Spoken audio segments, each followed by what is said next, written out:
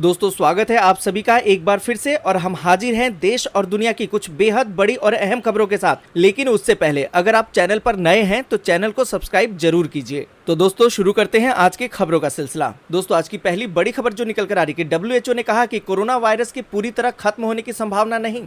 दोस्तों विश्व स्वास्थ्य संगठन यानी कि WHO ने शुक्रवार को कहा कि नए कोरोना वायरस के पूरी तरह से खत्म होने की संभावना नहीं है।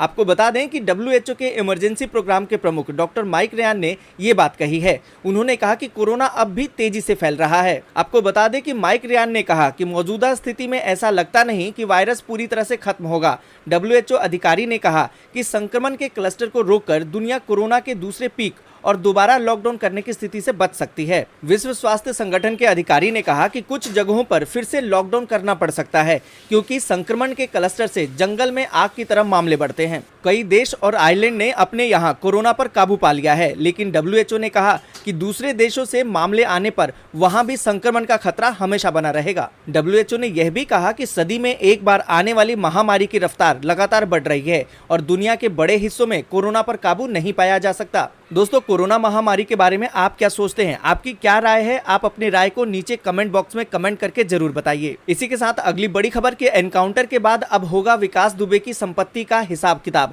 ईडी ने शुरू की है जांच। दोस्तों आपको बता दें कि एनकाउंटर के बाद अब गैंगस्टर विकास दुबे की संपत्ति की जांच होगी। प्रवर्तन निर्देशालय यानी कि ईडी ने विकास दुबे की संपत्तियों की जांच अब शुरू कर दी है। ईडी ने यूपी पुलिस से विकास दुबे और उसके परिवार के सदस्य सहयोगियों के साथ आपराधिक गतिविधियों में सहयोगियों का विवरण मांगा है। प्रवर्तन निर्देशालय ने विकास दुबे के खिलाफ आपराधिक मामलों की वर्तमान स्थिति की भी जानकारी मांगी है। आपको बता दें कि कानपुर का आरोपी गैंगस्टर विकास Dubey Uttar Pradesh special task force यानी कि STF के साथ एनकाउंटर में 10 जुलाई की सुबह मार दिया गया था।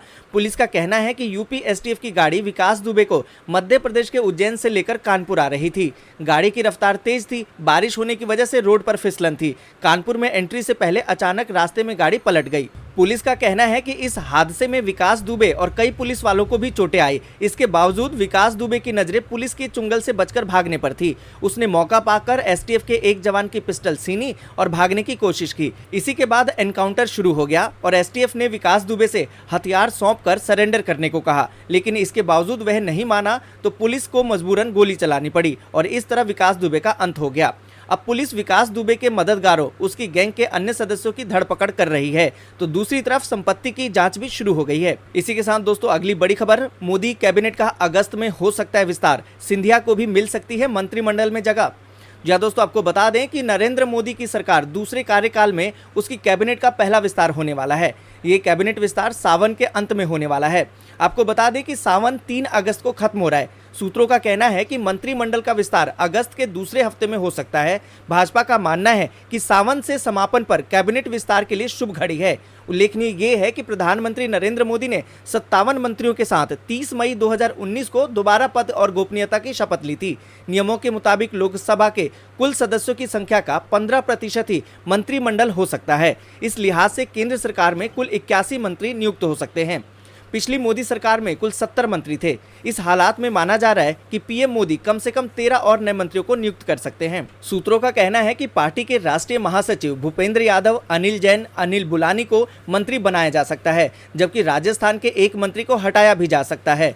8 कैबिनेट मंत्रियों के पास 2 से 3 मंत्रालय हैं। इन हालात में इन मंत्रियों का कार्यभार कुछ कम किया जा सकता है। मध्य प्रदेश से राज्यसभा में सीट हासिल करने वाले ज्योतिरादित्य सिंधिया को भी मोदी कैबिनेट में जगह मिल सकती है। इसी के साथ अगली बड़ी खबर कि मुकेश अंबानी बने दुनिया के 7वें सबसे अमीर व्यक्ति, वॉरेन बफे को भी पीछे छोड़ा। भारत के सबसे अमीर व्यक्ति और रिलायंस इंडस्ट्रीज के chairman Mukesh Ambani, Berkshire Hathaway के वॉरेन बफे, गूगल के लेरी पेज और सर्ज ब्रिन को पीछे छोड़ अब दुनिया के 7वें सबसे अमीर शख्स बन गए हैं। दुनिया के टॉप 10 अमीरों की सूची में पूरे एशिया से मुकेश अंबानी का नाम है। फोर्ब्स के मुताबिक उनकी कुल संपत्ति $70 अरब पहुंच गई है। मुकेश अंबानी की संपत्ति पिछले 20 दिनों में $5.4 अरब बढ़ गई है। 20 जून को अंबानी फोर्ब्स की लिस्ट में 9वें स्थान पर थे। रिलायंस इंडस्ट्रीज का मार्केट कैप का हाल 12 लाख करोड़ रुपए को पार कर चुका है। रिलायंस इंडस्ट्रीज में अंबानी का शेयर 42% है। आज इसके शेयर में करीबन 3% की तेजी आई है। इसका शेयर 52 सप्ताह के उच्चतम स्तर पर ट्रेड कर रहा है। इसी के साथ अगली बड़ी खबर कि दिल्ली में रिक्शा, ऑटो और टैक्सी चालकों की भी होगी महामारी की जांच। आपको बता दें कि दिल्ली सरकार लगातार कोरोना जांच का दायरा बढ़ा रही है। इसी कड़ी में सरकार ने ये निर्णय लिया है कि अब रिक्शा, ऑटो और टैक्सी चालकों की भी कोरोना की जांच कराई जाएगी। इसके लिए सभी जिलों में कैंप लगाए जाएंगे। सरकार की ओर से जारी आदेश में कहा गया है कि इन सभी लोगों का जनसंपर्क काफी अधिक रहता है। ऐसे में संक्रमित होने की संभावना भी बढ़ जाती है। चालकों की कोरोना जांच के लिए एक सर्विलांस ग्रुप का गठन किया जाएगा। ग्रुप का नेतृत्व संबंधित जिलों के अधिकारी करेंगे। कोरोना संक्रमण की जांच के लिए अलग अलग इलाकों में कैंप लगाए जाएंगे। कैंपों में एंटीजन टेस्ट के जरिए रिक्शा, ऑटो और टैक्सी चालकों की कोरोना की जांच की जाएगी। स्वास्थ्य विभाग यह काम परिवहन विभाग, दिल्ली पुलिस और जिला प्रशासन के साथ मिलकर करेगा। सभी लोगों को चिन्हित करने की जिम्मेदारी जिला प्रशासन की होगी। जांच में जो लोग पॉजिटिव पाए जाएंगे उन्हें तत्काल आइसोलेट किया जाएगा और संपर्क में आए लोगों की पहचान की जाएगी। संक्रमित के संपर्क में आए लोगों की पहचान 3 दिन के भीतर करनी होगी तथा उन्हें 14 दिन के लिए आइसोलेट किया जाएगा। पूरे काम की जिम्मेदारी सर्विलांस ग्रुप की होगी। इसके अलावा अन्य संक्रमितों के संपर्क में आए लोगों की भी पहचान अब 3 दिन के भीतर ही करनी होगी। इसी के साथ दोस्तों बढ़ते हैं अगली बड़ी खबर की तरफ। शॉर्ट टर्म कोरोना कवच पॉलिसी खरीद सकेंगे अब कस्टमर। IRDA ने दी है 29 कंपनियों को इसकी मंजूरी। IRDA ने 29 जनरल और हेल्थ इंश्योरेंस कंपनियों को कोविड-19 के इलाज के लिए शॉर्ट टर्म कोरोना कवच हेल्थ इंश्योरेंस पॉलिसी पेश करने की अनुमति दी है। आपको बता दें कि बीमा कंपनियों को यह परमिशन ऐसे समय में मिली है जबकि देश में कोरोना वायरस के मामले तेजी से बढ़ रहे हैं। PTI की एक खबर के मुताबिक कोरोना वायरस संक्रमण के बढ़ते मामलों के बीच IRDA ने जनरल और हेल्थ इंश्योरेंस कंपनियों से 10 जुलाई तक कोरोना कवच स्वास्थ्य बीमा पॉलिसी पेश करने को कहा है। आपको बता दें कि देश में कोविड-19 संक्रमित मामलों की संख्या करीबन 8 लाख तक पहुंच गई है और ये संख्या दिन पर दिन बढ़ती जा रही है। IRDA के गाइडलाइंस के मुताबिक शॉर्ट टर्म के लिए पॉलिसी 3.5 महीने, 6.5 महीने और 9.5 महीने के लिए हो सकती है। इसमें बीमा राशि 50,000 रुपए से लेकर 5 लाख तक की होगी। आपको बता दें कि कंपनी के मुताबिक मरीज को अगर कोविड-19 के साथ कोई दूसरी बीमारी है तो वायरस संक्रमण के साथ उस पर होने वाले खर्च का इलाज भी इसके दायरे में आएगा। इसमें वायरस के कारण अस्पताल में भर्ती होने पर रोड एम्बुलेंस का खर्च भी दायरे में आ जाएगा। दोस्तों अगली बड़ी खबर जो निकल कर आ रही है कि WHO ने दुनिया के सामने मुंबई के धारावी मॉडल को सराहा है और आदित्य ठाकरे ने ट्वीट करके जताई है खुशी। विश्व स्वास्थ्य संगठन ने दुनिया के सामने मुंबई के धारावी मॉडल की प्रशंसा की है। WHO महानिदेशक टेड्रोस ने कहा कि मुंबई के धारावी में कोरोना वायरस के संक्रमण को जिस तरह से खत्म किया गया उन प्रयासों की प्रशंसा की है। एशिया के सबसे बड़े स्लम के तौर पर पहचान रखने वाले धारावी का हाल काफी खराब था, लेकिन वहां स्थिति पर काबू पा लिया गया है। वहीं WHO से मिली प्रशंसा से गदगद राज्य के पर्यावरण मंत्री आदित्य ठाकरे ने ट्वीट किया कि यह हमारी अपनी धारावी के लिए बहुत बड़ी जीत है जिससे कि वायरस को हराया है। NGO, निर्वाचित प्रतिनिधियों और सबसे महत्वपूर्ण कि धारावी वालों के साथ राज्य सरकार और BMC की टीमें इसे जारी रखे।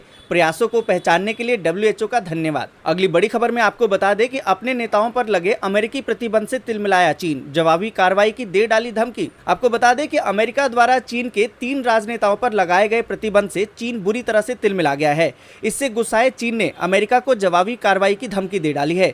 अमेरिका के इस कार्रवाई पर चीन के विदेश मंत्रालय के प्रवक्ता ने अमेरिकी कार्रवाई को परस्पर संबंधों के लिए हानिकारक बताया है। इसके अलावा उन्होंने इस कदम को उनके आंतरिक मामलों में दखल देने वाला करार दिया है। अमेरिका की ओर से प्रतिबंधित किए गए चीन अब तक के सर्वोच्च रैंक वाले चीनी अधिकारी हैं। आपको बता दें कि प्रतिबंध लगने के बाद ये अधिकारी और इनके परिवार के सदस्य अब अमेरिका में प्रवेश नहीं कर पाएंगे। अमेरिकी विदेश मंत्री माइक पोम्पियो ने कहा कि चीन के शिंजियांग प्रांत में मानवाधिकार उल्लंघन को लेकर अमेरिका सख्त कार्रवाई कर रहा है। विदेश मंत्री पोम्पियो ने बताया कि चेन, झू और वांग के साथ ही इनके परिवारों और कम्युनिस्ट पार्टी के कई दूसरे अधिकारियों को भी अमेरिका आने पर रोक लगा दी गई है। इसी के साथ अगली बड़ी खबर कि बिहार में बारिश के आसार है और इन राज्यों में भी मौसम विभाग का है अलर्ट। देश की राजधानी दिल्ली में शुक्रवार देर रात बारिश होने से गर्मी से राहत मिली है, तो वहीं उत्तर प्रदेश के पूर्वी इलाकों, हरियाणा और बिहार में अगले 2 दिन तक तेज बारिश होने की संभावना है। मौसम विभाग के पूर्वी उत्तर प्रदेश के विभिन्न इलाकों में आंधी के साथ तेज बारिश का अनुमान जताया गया है।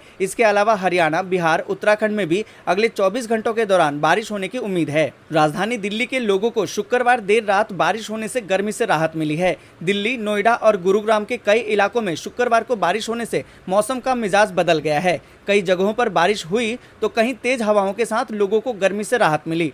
मौसम विभाग के मुताबिक अगले 2 से 3 दिन तक दिल्ली में बादलों की स्थिति बनी रहेगी, वहीं हल्की बारिश की भी संभावना है। बढ़ते हैं अगली बड़ी खबर की तरफ। कोरोना से टकराता दिल्ली, देश का इकलौता राज्य जहां घट रहे एक्टिव केस। देश में कोरोना का खतरा कम होने का नाम नहीं ले रहा। भारत में 24 घंटे में कोविड-19 के रिकॉर्ड 27,114 मामले आने के साथ ही संक्रमण के कुल मामलों की संख्या 8.2 लाख हो गई है। वहीं मृतकों का आंकड़ा 22,123 तक पहुंच गया है। इसी बीच दिल्ली वालों के लिए राहत की खबर है। कोरोना वायरस से सबसे बुरी तरह से प्रभावित राज्यों और केंद्र शासित प्रदेशों में दिल्ली इकलौता ऐसा क्षेत्र है जहां पिछले एक हफ्ते से एक्टिव केसों की संख्या घट रही है। 3 जुलाई को दिल्ली में एक्टिव केस 26,304 थे, जो 10 जुलाई की सुबह 18% घटकर 21,567 पर आ गए। खास बात यह है कि इसी अवधि के दौरान राष्ट्रीय स्तर एक्टिव केसों की संख्या 21.7% का इजाफा हुआ है। एक हफ्ते पहले के मुकाबले देश में एक्टिव केसों की संख्या में करीबन 50,000 की बढ़ोतरी हुई है। बढ़ते हैं अगली बड़ी खबर की तरफ। उत्तर प्रदेश में 55 घंटे का लॉकडाउन, खुले रहेंगे धार्मिक स्थल, आवश्यक सेवाओं पर भी रोक नहीं। आपको बता दें कि कोरोना के बढ़ते मामलों के बीच उत्तर प्रदेश में शुक्रवार रात 10 बजे से एक बार फिर से लॉकडाउन लागू कर दिया गया है। लॉकडाउन 13 जुलाई की सुबह 5 बजे तक जारी रहेगा। हालांकि इस दौरान धार्मिक स्थल, अस्पताल और जरूरी सामान की दुकानें खुली रहेंगी। आपको बता दें कि यूपी में कोरोना के मामले लगातार बढ़ रहे हैं। शुक्रवार को ही प्रदेश में कोरोना के रिकॉर्ड 1,347 नए केस सामने आए, जबकि 27 लोगों की मौत हो गई। इसके साथ ही मृतकों की संख्या बढ़कर 889 हो गई है। सूबे में कोरोना के 11,024 एक्टिव केस हैं। कोरोना के संक्रमण को फैलने से रोकने के लिए योगी सरकार ने वीकेंड पर प्रदेश में लॉकडाउन का ऐलान किया है। लॉकडाउन के दौरान मालवाहक वाहनों के आवागमन पर कोई रोक नहीं होगी। नेशनल और स्टेट हाईवे पर वाहनों की आवाजाही जारी रहेगी। रेलवे का आवागमन पहले की तरह ही जारी रहेगा। यूपी राज्य सड़क परिवहन की बसें चलना जारी रहेगी। घरेलू हवाई सेवाएं पहले की तरह जारी रहेंगी। अंतर्राष्ट्रीय उड़ानों पर अब भी रोक जारी रहेगी। एक्सप्रेसवे, पुल और सड़कों से जुड़े सभी निर्माण कार्य जारी रहेंगे। आवश्यक सेवाओं पर कोई रोक नहीं होगी। आवश्यक सेवाएं जैसे स्वास्थ्य और चिकित्सीय सेवा से जुड़ी आवश्यक वस्तुओं की आपूर्ति पहले की तरह होती रहेगी। दोस्तों, ये थी आज की कुछ जरूरी खबरें। ऐसे ही जरूरी खबरों को लेकर हम अगली वीडियो में मिलेंगे, लेकिन उससे पहले अगर आपको ऐसे ही जरूरी खबरें चाहिए तो चैनल को सबसे पहले सब्सक्राइब कर लीजिए और वीडियो को लाइक